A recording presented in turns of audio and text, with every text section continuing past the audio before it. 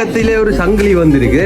உங்களோட பேரெல்லாம் அடிச்சு வந்துட்டு போல வழியா பேர் பெண்ணோட பேர் கேட்ட பேர் இருக்குன்னு சொல்லி உச்சிப்பட்டம் எல்லாம் போட்டு காப்சாரி எல்லாம் போட்டு அழகா வலிக்கிடுத்தி விட்டு கிடக்கு ஒரு ஆளை. என்ன விசேஷம் உண்டு வீட்டுல?